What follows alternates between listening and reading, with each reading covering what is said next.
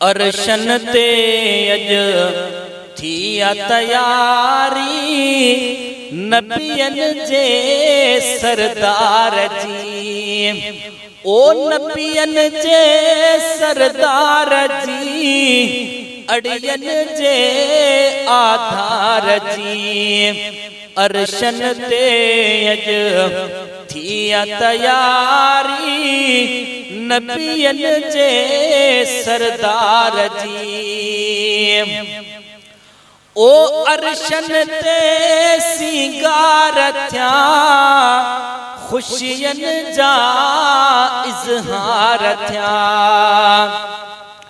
ओ अरशन ते सिंगार थिया अड़ियन जा इजहार थिया।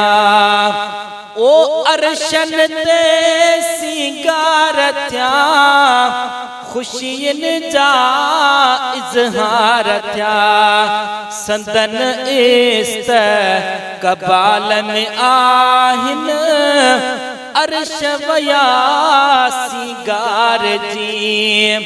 अरशन ते अज थी तैयारी नबियन जे सरदार जी। ओ नबियन जे सरदार जी, अड़ियन जे आधार जी।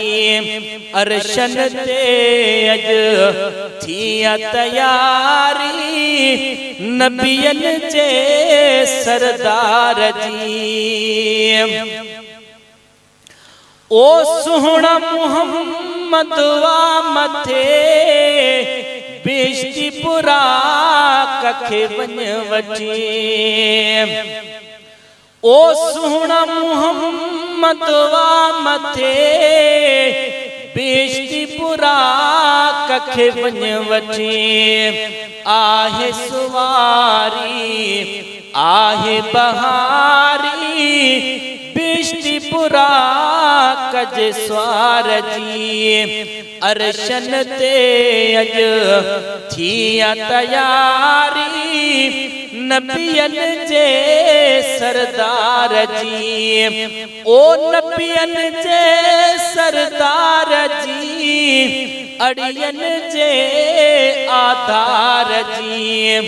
अरशन ते अज थी तैयारी नबियन जे सरदार जी।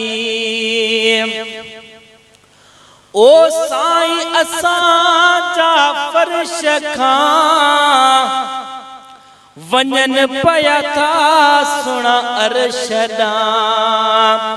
ओ साईं असां जा फर्श खां वञन पिया था सुना अरश ॾांहुं। रजब 27 ते अज तैयारी आहे बनी नगदार जी। अरशन ते अज थी तैयारी नबियन जे सरदार जी। ओ सुहणो नबी मेहमान वा रब तआला मेज़बान वा। ओ सुहणो नबी मेहमान वा रब तआला मेज़बान वा। इम्तियाज चे छा लिख भी सना तहें अखड़न जे ठार जी। अरशन ते अज थी तैयारी नबियन जे सरदार जी। ओ नबियन जे सरदार जी, अड़ियन जे आधार जी। अरशन ते अज थी तैयारी नबियन जे सरदार जी।